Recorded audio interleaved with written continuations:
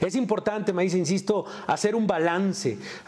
Escuchamos a la jefa de gobierno, dice, las mujeres se están atreviendo a denunciar. Es cierto, no es cierto, vivimos, hay que decir, un año atípico, por supuesto, por el tema en el cual se ha incrementado la violencia. Es lo único que de verdad, bueno, se sabía también ya con el tema de estar en la reclusión, de la restricción de actividades. Pero bueno, ¿cuál es el balance que se hace justamente desde X Justicia de este año de la alerta de género? Mira, creo que hay algunos puntos que hay que resaltar que son positivos. El primero es que el hecho de haber declarado la alerta de género en la ciudad ha puesto el tema de la violencia contra las mujeres al centro de la agenda pública.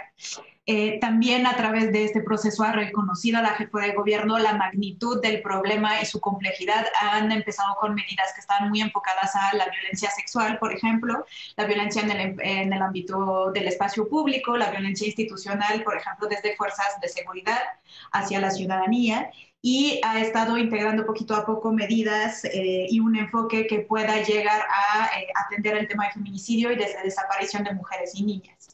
El otro punto que destaco es que integró la perspectiva del aumento de la violencia en el contexto de la pandemia directamente. No se han suspendido las reuniones en ningún momento, se ha dado seguimiento a las medidas, nos han dado información sobre las acciones que se estaban tomando para prevenir y atender el aumento de la violencia en el contexto de la pandemia, y creo que eso es muy destacable. Ahora, dentro de las cifras que nos presentaron el domingo la jefa de gobierno, la fiscal, la secretaria de las mujeres, hay cifras muy interesantes, efectivamente, que podrían apuntar a una mayor confianza de las mujeres a denunciar cierto tipo de delitos.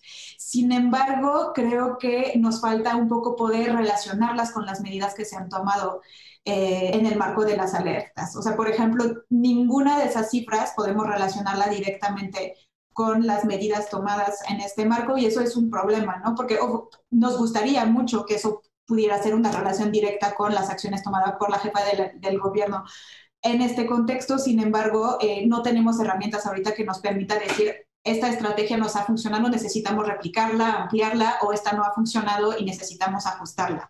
Y eso tiene mucho que ver con la forma en que ha estado planteada la alerta, y que tiene todavía muchos puntos, muchas áreas de oportunidad, por así decirlo. Las medidas pues no están exactamente fundamentadas de forma muy clara, no tenemos muy clara cuál es el problema público. El tema de la alerta de género es que en general son un conjunto de políticas públicas que buscan incidir en los factores que propician distintos tipos de violencia hacia las mujeres, y ese problema público me parece que sigue sin ser muy bien definido. El otro problema es que no contamos con metas claras, dada que no tenemos un problema público definido de forma muy específica, y entonces no tenemos tampoco indicadores para poder medir cómo vamos avanzando hacia esta meta, y entonces tomar las medidas para ajustarlas. Otro problema que tenemos es la falta de coordinación interinstitucional, que es una de las grandes ventajas de la alerta. Tenemos un espacio de seguimiento muy grande con muchas secretarías y hasta las representaciones de todas las alcaldías, pero cada una reporta sus acciones por su parte, no acciones conjuntas. Y si bien existe un liderazgo muy fuerte y que hay que reconocer, y mucha apertura política, tanto de la jefa de gobierno como de la fiscal, de la secretaria de las mujeres, de la Secretaría de Gobierno, pues nos falta que se involucren más instituciones y que puedan resolver esos problemas de coordinación interinstitucional. Híjole, vaya, pues, a ver, dentro de la balanza, de verdad escucho este análisis, pues bien fundamentado, por supuesto, desde X Justicia, y parecería, por lo menos en la balanza, de que queda todavía mucho trabajo por delante. Sé también, por supuesto, que aparte de este balance, hacen las propuestas. Dentro de estas propuestas que le entregarán al gobierno de la Ciudad de México, que se organizarán, por supuesto, con varias asociaciones, etcétera, para lo que viene en 2021 como retos.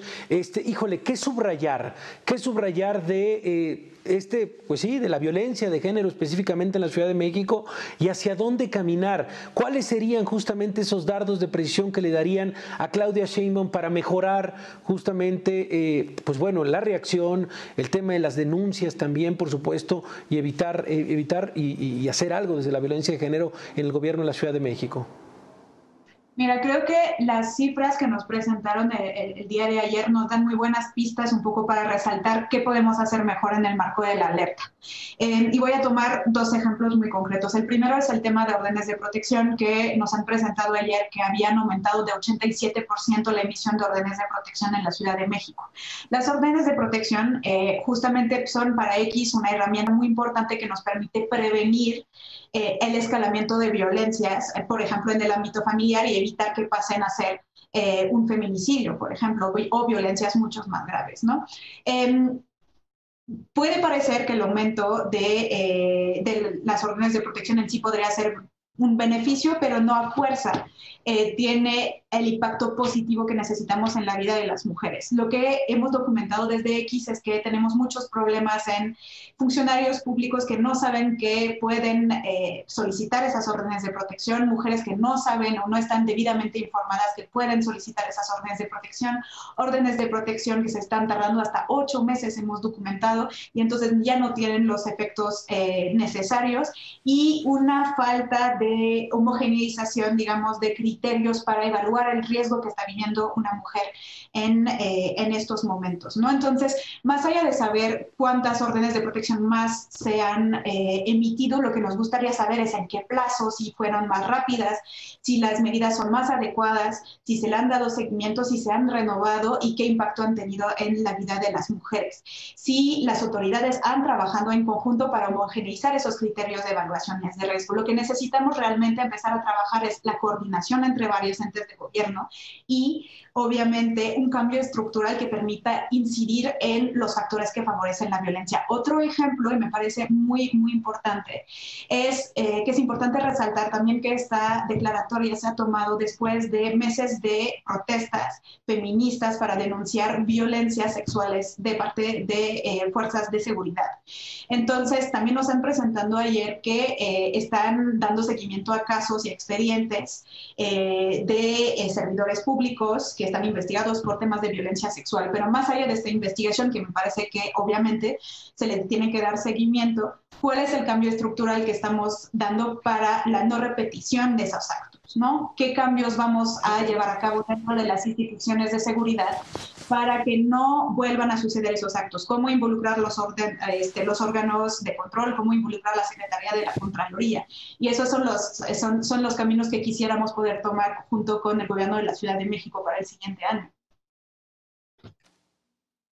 Híjole, pues de verdad, digo, son tantos temas acumulados, pero por supuesto ya lo sabes, Maísa, que tienes aquí el micrófono abierto desde X Justicia para las Mujeres. Damos seguimiento, no soltamos el tema y bueno, pues estamos al pendiente justamente de esta evaluación y de este balance para terminar este año. Gracias por acompañarnos, importante la voz. Gracias. Muchas gracias a ti por invitarnos.